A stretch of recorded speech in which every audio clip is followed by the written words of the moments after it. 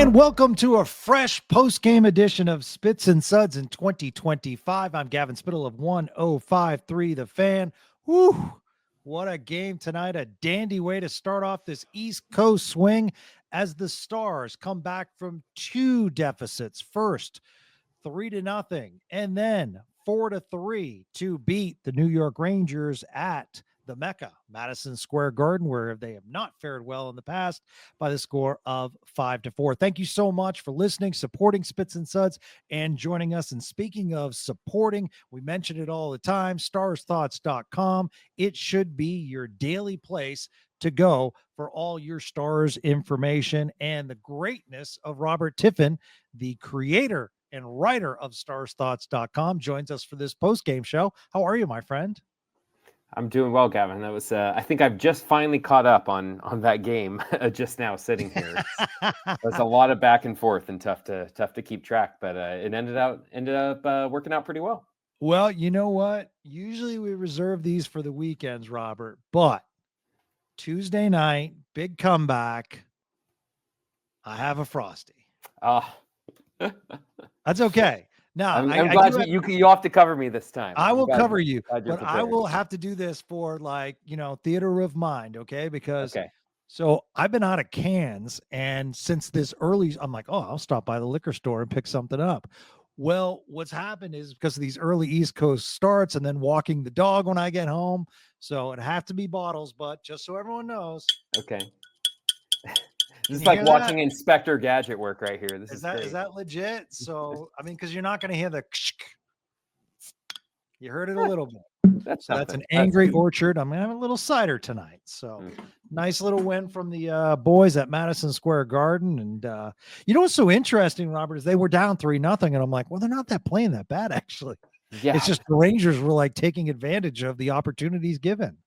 I think that's what Jamie said after the game too. Yeah, when he was talking to Josh and Racer, saying, which to be fair, I often will hear that post game, even a couple times this year. You know, what we might say something like, how'd you weather this storm early? And they'll say, we were actually doing okay. We just, they got some bounces and we stuck with it. So that's something of a mentality, I think, as a player. You don't want to get too down on your team. You want to just shake it off. So, and to be fair, there were one or two breaks that went the Rangers' way early, but yeah, this game looked like a total write-off pretty early in, going down 3-0. So I guess you could call it a big character win too. That sort of a comeback and sticking with it. Absolutely. And you know what? We don't give coaches credit when they're right. We always go after them when they're wrong. Yeah. Everyone probably might have agreed and said, okay, change of momentum, pull Ottinger. That way you can play him against Philadelphia on Thursday, but you know what? He stuck with him, and Ottinger did make some saves throughout the night. And, it's just one of those things that, I'll say this, and a lot of people think I'm like biased or pro Ottinger, which I am. I love the guy. But at the same time, it's one of those things where, Wayne Gretzky used to say about Grant Fuhr, it's like, if we give up 4, Grant Fuhr knows he won't give up the 5th. We know that about Grant Fuhr. He knows. And I love the fact that DeBoer kept him in tonight and stuck with him. I think it's a nice confidence boost. And, I think Jake fared well. That last goal was just a beautiful tip by Trocheck, and there's not much you can do. But other than that, he shut him down for the rest of the game. So I thought, all right, that's a nice little move that might not necessarily get the headlines by Pete DeBoer. Yeah, that you're exactly right, that we always, compliment the players when they win and go after the coach when they lose. And this is definitely a situation where, on this road trip, I would have to think that Casey DeSmith will get a start or two somewhere in here in these next 5 games or so. But who knows, right? We've been surprised a lot this year when we've expected DeSmith or Ottinger to start a given game. So who knows? But yeah, that was, I think, a good example of a lot of things with DeBoer. Even late in the game, who was on the ice when they scored the tying goal, when Thomas Harley scored the tying goal and that great play from Sam Steele? Maverick Bourque and Logan Stankoven. Yes. Logan Stankoven was on the ice in overtime. These are players who have been struggling to score. Bourque was essentially benched for the third period the other night because they just had to tighten things up. They were playing a tight game. Right. And that's just what DeBoer felt he had to do. But to DeBoer's credit, doesn't write off players completely in that way. At least right now, I guess Nils Lundkvist might say something different. Last playoff run, but Bork got another chance, and he was going well tonight, even though he didn't end up getting a goal. And so DeBoer had him right back out there in a crucial moment with just a couple minutes left to tie the game. And they rewarded their coach's trust in them. So credit to DeBoer for sticking with Ottinger earlier too, because it would have been easy to pull him there, and then you start the road trip with Ottinger discouraged and Smith having to come in cold. And there's just a lot of reasons why that could have gone badly. Instead, he decided to be a little bit patient and say, let's just see, we're not going to panic. And he ended up being proven right. Yeah, and the other guy that was out there late for a couple of shifts was Nils Lundkvist. And granted, Ilya Lyubushkin went down, and that's a little bit of a concern. That was awkward. So we'll see what happens, and maybe they'll have to. Well, I guess they wouldn't have to make a recall because they could just Matt Dumbuck moves in. But if they want to, they could call somebody up. But yeah, I thought Nils Lundkvist was terrific tonight. I thought he played well, both defensively and offensively. I thought he easily could have had a goal with some nice saves by Quick. But, almost 20 minutes of ice time for Nils Lundkvist. Yeah, it was, it's a testament to the trust that he's earned this year, too, that he was in this game when a player was scratched to bring in Brendan Smith. I wrote about this earlier today, actually. The fact that Lundkvist was not the odd man out is a positive sign for him, and it shows that he's earned some of that trust. And granted, he's a -2, so if you're just looking at raw stats, a -2, and he took a penalty in this one, it's not like, he's not Thomas Harley with 6 shots on goal and all this, although Harley also took a penalty. But he did what he had to do, and especially in a game like this where the Stars were down a defenseman and they had their 7th defenseman in the lineup, they were down essentially to kind of 4 defensemen in the third period, although Smith got a few shifts. And Lundkvist was able to hang in there and be dependable, which is exactly what you need. So I think it's been a really positive first half for Lundkvist. I was talking with him about this the other day. There's, of course, he'd like to have more scoring. That's the next piece, and DeBoer preaches it a lot. But he's been helping himself in a lot of ways, and he came close a couple of times tonight to getting one past Quick. But even so, he was a big part of the Stars defense tonight, and he had to be. Absolutely. We talk on Spits and Suds about the art of the check, Robert, and we saw it the other night with against Utah with Matt Duchene, not necessarily going in with the shoulder, but starting with the shoulder and completely rotating to block Krause in overtime off of the puck, which enabled the Stars to keep it. Everyone left the zone, back in, Stars win. And just wanted to point out, because it was the 4th goal by the Rangers, Harley, yes, with the penalty flipping it out, but it's a good check by Vincent Trocheck that forces Harley to release that puck probably earlier than he wanted and into the stands. And then the art of a check, this might have been a cross check, but the art of a check, Jamie Benn creating his own space. And Jamie was talking about it. I know you saw it after the game, a little bit of a cross check, but still, you know what? I mean, he's so big that he created that space to enable him to tap in that rebound. So like the art of the check, those are 3 examples that pay major dividends. I would also say the art of taking a check, too, is just as big. Jason Robertson took kind of a double check. It reminded me of like a Mighty Ducks Bash Brothers type hit or something, where you kind of had 2 guys hit him. And for a second, you thought, oh, man, he's going to be on the ice and get up. And that's where I think people forget how big and strong Robertson is. If you've never been around him, he is a big guy. He almost scored on that. Yeah. And that was a shift where he ended up, it might have even been that shift where he ended up getting that goal from Dadonov. And that's another case where, again, size isn't everything. And the Stars, look at Wyatt Johnston. He's been one of the Stars' best players, especially lately. And he's not a big guy, but both giving and taking a hit, Ben giving that little shot to get some space, and Robertson taking the hit from a couple guys, but then being able to get up and get to where he needed to be and scoring a goal. That's a big, big part of a team. DeBoer talks all the time about how he loves the size. He was talking about Arttu Hoover the other day, how he loves his size and ability to kind of compete on the walls and things like that. But there are players on this team who really are big, even if they don't profile as one of the bigger teams. When their big players feel like big players, like Harley or Robertson and Jamie Benn, they feel just about unstoppable, even when they're not playing their best like tonight.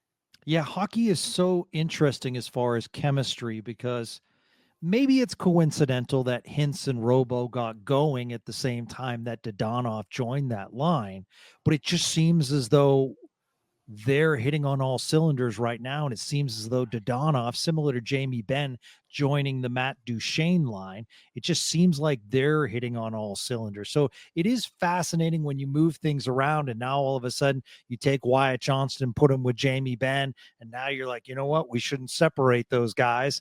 And it just seems like Matt Duchene makes everyone better. Wyatt Johnston makes Jamie Benn better. Or maybe Jamie Benn is now creating space for Wyatt Johnston and Matt Duchene, whatever the circumstances.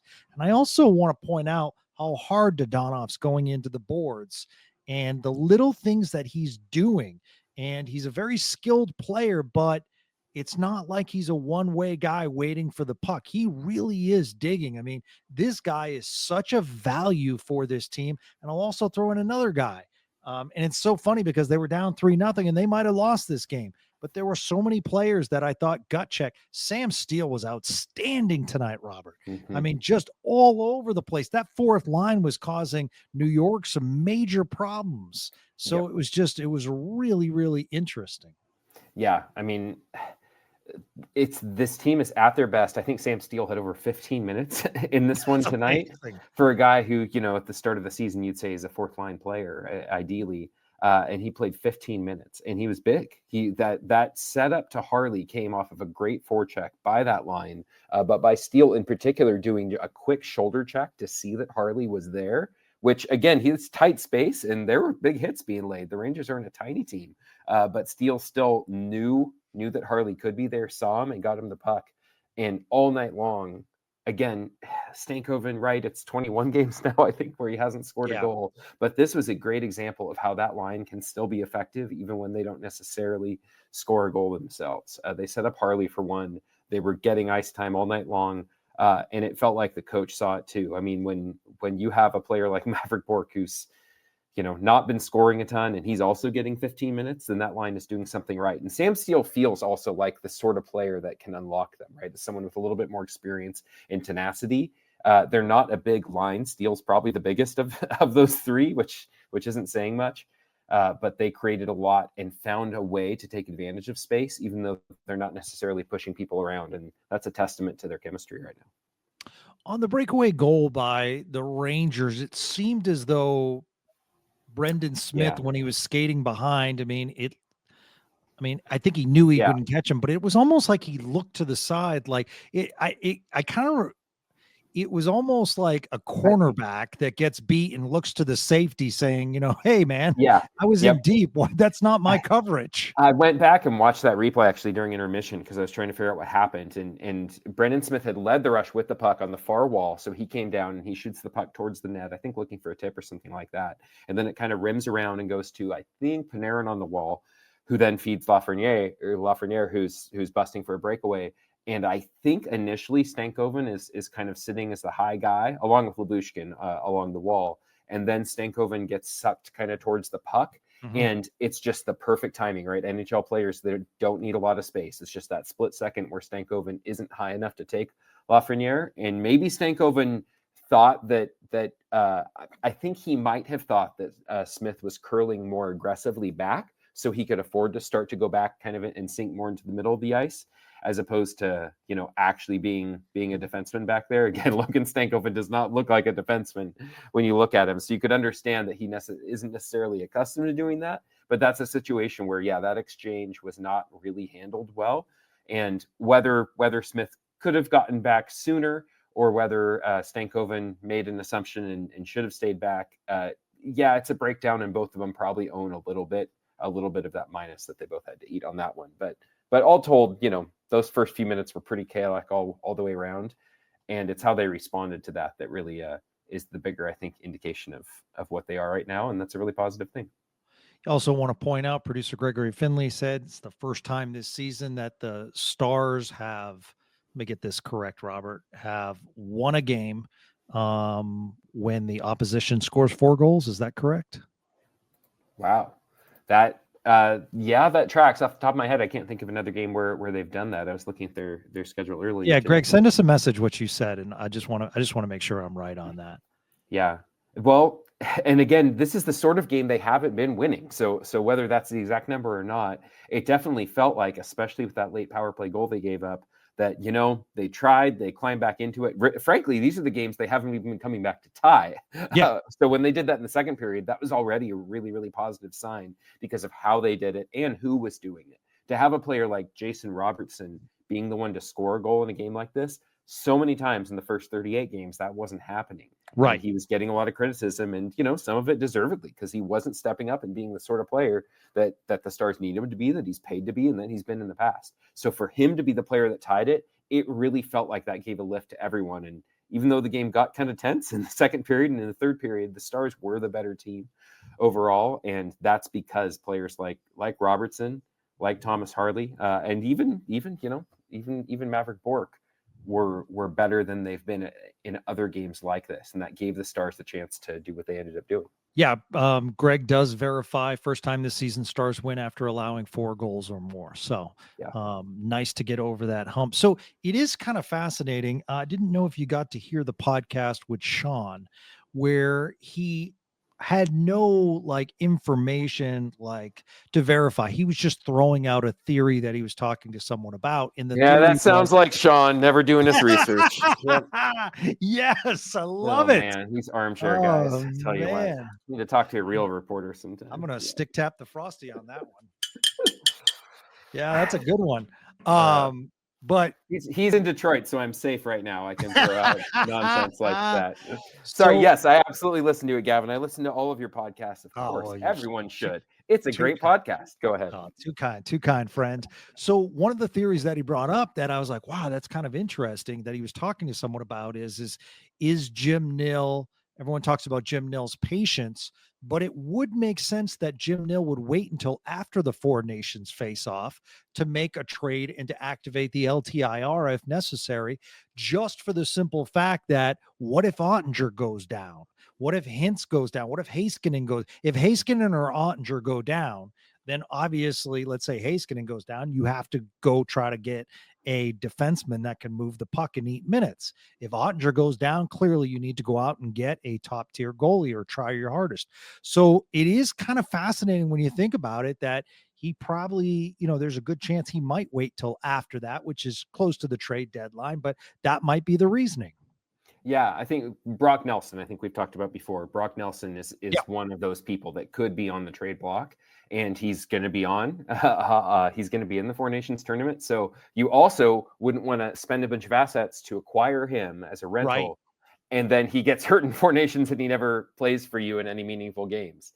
You also don't want to do that, because then you're really stuck where, well, okay, you can put him on LTIR too, but now you've kind of, made a big move, and what resources do you have left to trade for another guy? So you don't want to make a move if potentially you have another need, and you also don't want to acquire someone who might end up not being available after that tournament too. John Tavares is the example everyone uses way back in the, good one. I think it was the World Cup of Hockey in 2016, that was awful, where he got hurt in that season and missed just about the whole season, I think. Yeah.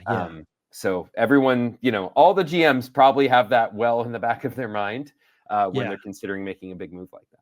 Well, because they're going to go so hard. Yeah. They're so excited for this. So it's a lot of these players have never gotten it. I mean, that was, 9 years ago it's been, since there are a lot of players who in their career, maybe they were really young, and so they weren't picked for that tournament. And they know full well this might be the last chance they get to play in a tournament like this. So yeah, you can bet it'll mean a lot to these guys to get to wear their country's flag, at least of these 4 countries. So that's why I think, in the meantime, though, I don't think Jim Nill has to completely wait and do nothing. I think that's another reason the Stars have been doing things like they did with Ruud the other day. Send him down for a day and then call him back up the next day when you have a couple of off days. It allows them to accrue that little bit more cap space. I think right now they're projected to have, without putting Sagan on LTIR, because of the cap space they've been maintaining this year, they're projected to have $3.9 million at the deadline, according to Puckpedia. And that's enough to make some kind of move, right? Not a huge move, but especially if another team retains salary, that's still enough to make some kind of smaller, lower level move for help in the meantime. So there might be a bigger move, obviously, putting Sagan's $9.85 million in the bank, that gives you plenty of space when they need to make a big move. And it wouldn't shock me if they made a couple moves even on kind of the same day, just for convenience. But in the meantime, they're not necessarily restricted from doing anything. It would just have to be a smaller move in the meantime. Right. Okay, so this is tough for me to talk about on Spits and Suds, but I did get a tweet today that was kind of fascinating, and they did, bring up that what I brought up on the podcast about Heiskanen, and the expectations about more from him. 73 points 2 years ago.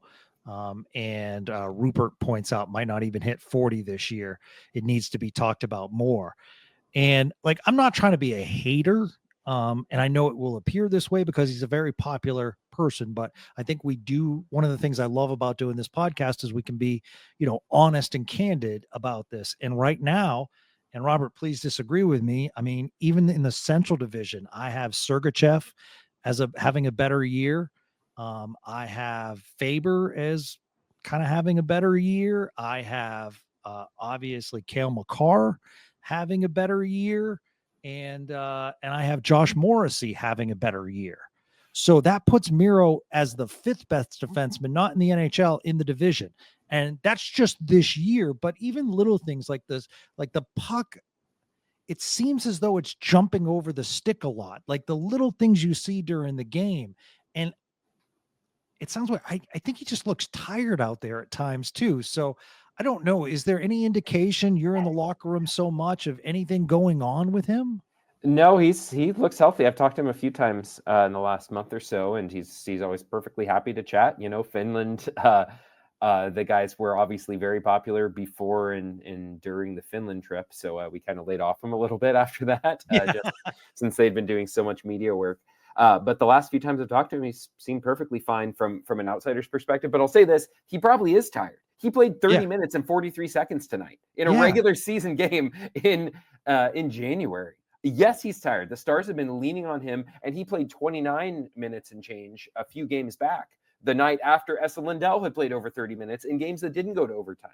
I mean, he is leaned on so much because he's so good and so complete and can do a variety of things. Tonight's a perfect example. They have that second penalty kill late in the third period, and Thomas Harley's in the box. He's been a big part of the penalty kill this year, and Ilya Lyubushkin is out with an injury. Mm-hmm. So Esa Lindell, who was on the ice for all 2 minutes of the first penalty kill earlier in the game, of course, Lindell's going to be out there the full 2 minutes again. And who else do they go to? They have Lundqvist, Brendan Smith. No, they don't go to either of those players. They go to Miro Heiskanen. So Heiskanen and Lindell go out there.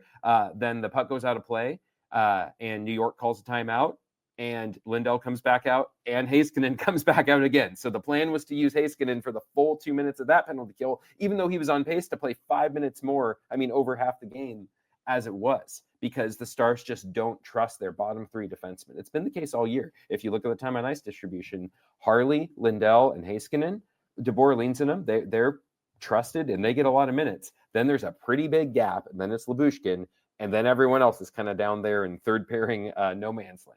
So yes, Heiskanen is tired. Again, Makar plays a ton of minutes, and Makar still scores a lot, so it's not an excuse. Heiskanen needs to score more for the Stars to be the best team they can be. But the type of minutes he's played and the type of game that Heiskanen plays is so complete and so detail focused. Again, you can listen to your Craig Ludwig. How many times in last year was he on your show talking about how Makar he's great in one direction, but he Erik Karlsson, same thing, right? He could be rough the other way, and that's not Heiskanen's game. He's going to work really, really hard on every shift to be in the right place all over the ice, and that takes a lot of work. So yeah, it wouldn't shock me if he's tired. It wouldn't shock me if maybe he's not cheating for points right now the way some other players might.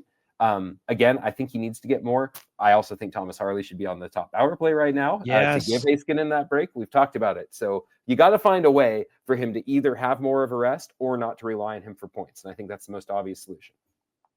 So we talked on Spits and Suds. I don't think Pete DeBoer will do it, but maybe one game go 7-11. And what I mean by that for those listening at home is you'd go 7 defensemen rather than 6, and you'd go 11 forwards rather than your normal 12. And you'd have to double shift and rotate some forwards. But at the same time, the extra defensemen might provide, less minutes for a couple, not just Miro, but Esa Lindell. might be worth it for a game. I mean, this schedule is a gauntlet every other night, and the travel they have to do. I think this is the third time they've been on the East Coast this year. Yeah, and they have at least 2 sets of back-to-backs just this month in the next couple of weeks here. Yeah. They play 15 games in the month of January. They Right. play every other day in January with a lot of travel in there too. You're right. It is absolutely gauntlet. As far as the 11-7 thing, weirdly, I see that almost being more likely in the playoffs than in the regular season, just because DeBoer loves rolling 4 lines more than most coaches. He really loves depth. He loves being able to do that. Right now, though, he's admitted that they've loaded up those top 2 lines. So you've seen the third line kind of get lost in the shuffle a little bit more. You also see a night like tonight where you lose one defenseman, and then Brendan Smith, I think he played 12 minutes or something. But there have been other nights, right, where that's been a different defenseman. And of course, in the playoffs, we remember Lundqvist being that defenseman who kind of got lost in the shuffle. So I'd rather see, DeBoer getting to a point where he feels comfortable playing 12 and 6, because right now he's not even playing 4 lines and 3 defense pairs. So asking him to play, 3 lines and 3.5 defense pairs, I worry that even more defensemen will probably end up just getting lost in the shuffle, and Heiskanen's playing 35 minutes a night, just given how much the coaching staff tend to lean on their top guys as it is. I don't know that adding another, third pairing defenseman into the mix would really take those minutes away. I think in crunch time, they tend to lean on their top guys. Robert, there's not a game that goes by that I don't think of this question from Chris Strong that he asked the other night. He said Jamie Benn looked fantastic. Looks like he'll reach the career 400 goal mark soon enough. Now 7 away, now 6 away. He asked, what term cap hit do you think it'll take to bring the captain back this offseason? And it's so early, but at the same time, every game I think that way.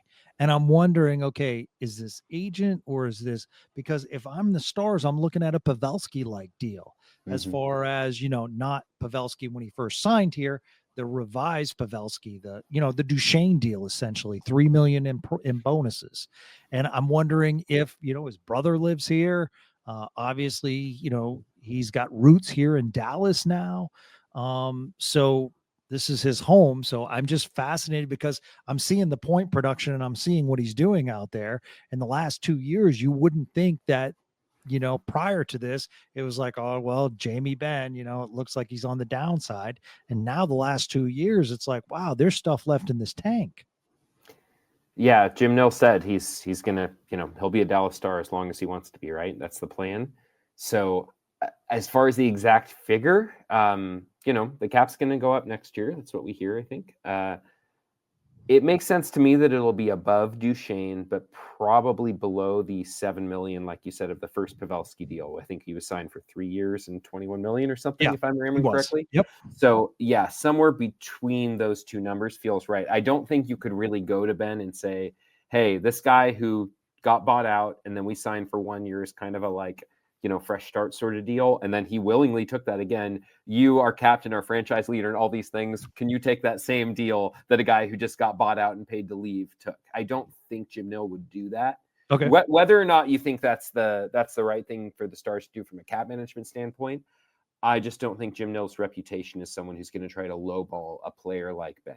I think it's going to be a conversation, and I think Ben would be open to, he's made some money in his lifetime. His career earnings, I think, they must be over around 100 million, right? If I'm remembering, because he had that 5x5 deal early in his career, and then he signed the big extension, the 8x8 extension or 8x9.5 extension. So he's got to be close to $1 million in career earnings. So unless Ben says no, just give me whatever this guy's taking, it makes sense to me he'd be around 5. So my kind of guess is 5 to 6 for Ben, and whether that's 1 or 2 years or 3 years, I don't know, but I would kind of guess like 5 million by 2 years or 6 million by 2 or something like that is probably kind of my guess. But we'll have to see. Again, like you said, the points are coming.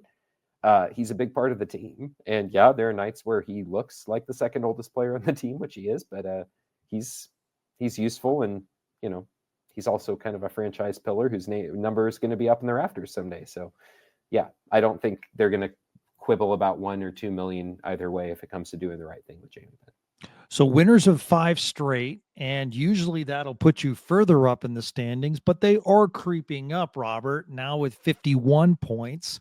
They're kind of flip flopping with Colorado for that third position. So as it stands, as we tape right now, they're tied at 51 points, but the Stars, by virtue of winning percentage, move up into the third spot. But it is interesting because two things have happened. They have distanced themselves as far as making the playoffs, where about a few weeks ago, they almost fell out of the playoffs. Still a lot of time to go. But now, from a wild card perspective, they are at 51 points.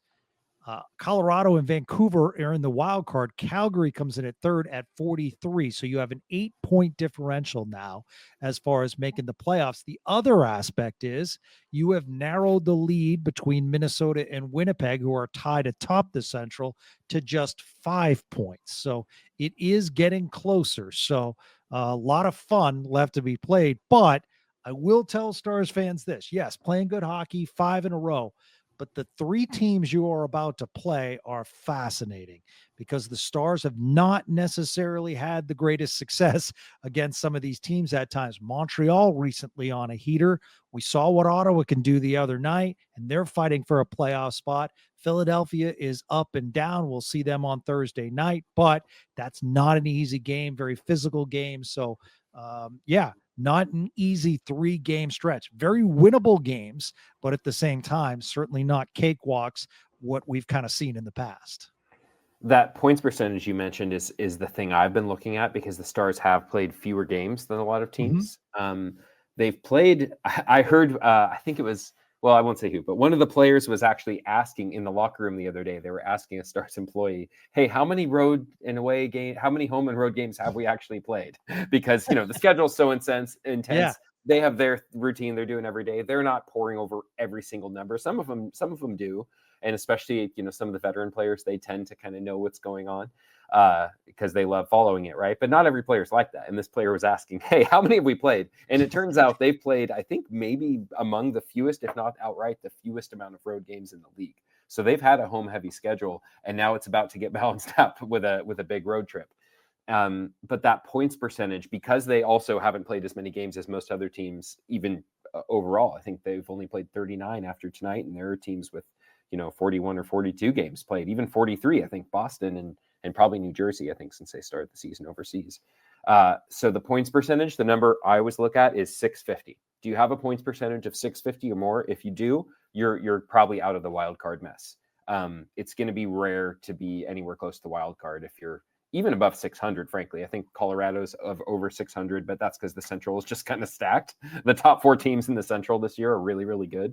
So Colorado's in the wild card race, but yeah, if you're over 650 in points percentage, then you're cruising. You're doing just fine. And whatever happens at the top of the division, who cares? But the Stars are reeling in Winnipeg. I'll say this: if they won their 2 games in hand, they'd be just 1 point behind Winnipeg. So we'll see. The Wild look like they're rolling better than the Stars right now, and they've done it without Kaprizov. So yeah, you don't want to get caught standings watching too early, but as long as they're sitting around that 650 points percentage, should be fine.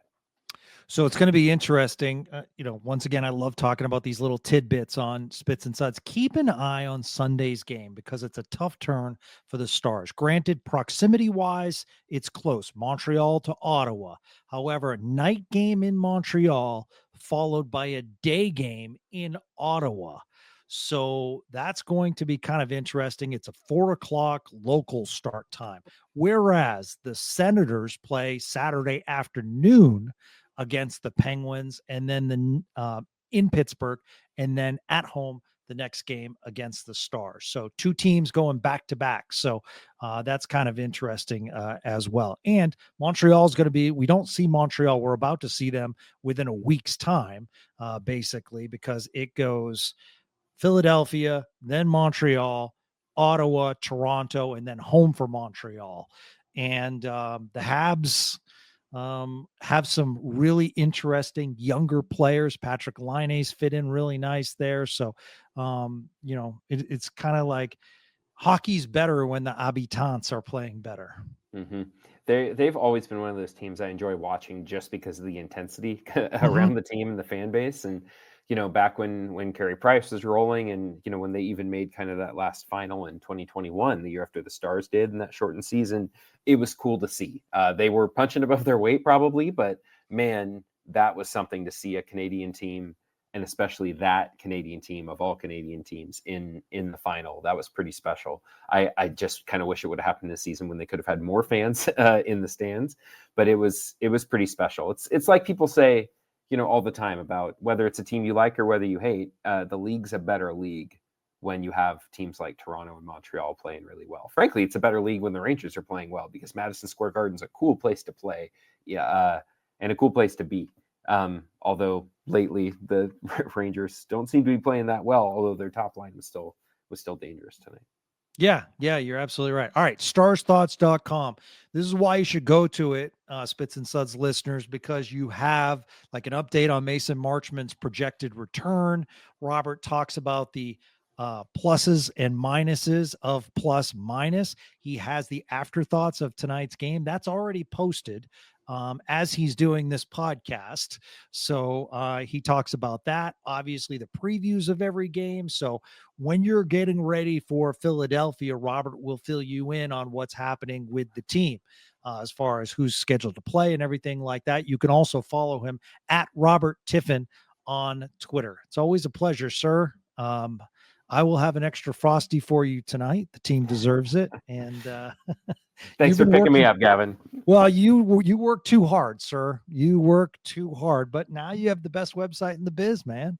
So congratulations. That's it's daily reading for me. So it's I can tell Stars fans that I have taken tidbits, and I always try to credit you because you deserve it. I appreciate that, Gavin. Games like tonight are what make it really fun to cover the Stars, because they can frustrate fans for half the season, but then they start winning games like this one where they come back and it's really cool. You remember it for a long time. This was probably somebody's first Stars game that they happen to watch tonight, whether in New York or on the TV. And I just love being able to add a little bit to that experience if they happen to run across me or anything I've written in some way. So it's just cool to be a part of that, just like the number of people in the last few years who have heard about the Stars because they found your podcast and all the work you've put into spreading the word about them. So it's cool to be a part of that little universe. No, absolutely. And the other thing, and I'll end on this, is Robert, it's kind of funny because the Stars were at this point, and it's like I looked at New York tonight and I'm like, my goodness, they have a potential Norris, not this year, but a Norris trophy person on the blue line and Fox. And then you have Zibanejad. And I know he's streaky, but talented player. And you have Panarin, you have Trocheck, you have all these pieces. And that used to be the Stars, but you didn't have necessarily a woven in fabric of a team. So it is kind of fascinating to look and say, wow. Because if I'm a New York Rangers fan, I'm going crazy. Yeah, they won the President's Trophy last year. And this year they're falling apart, and no one really knows why. No one knows why. Yeah. And I mean, they're not even making a coaching change. So obviously, it's kind of fascinating there as well. And they're going to be fascinating at the trade deadline, because for all we know, they could come back next year and win the President's Trophy again.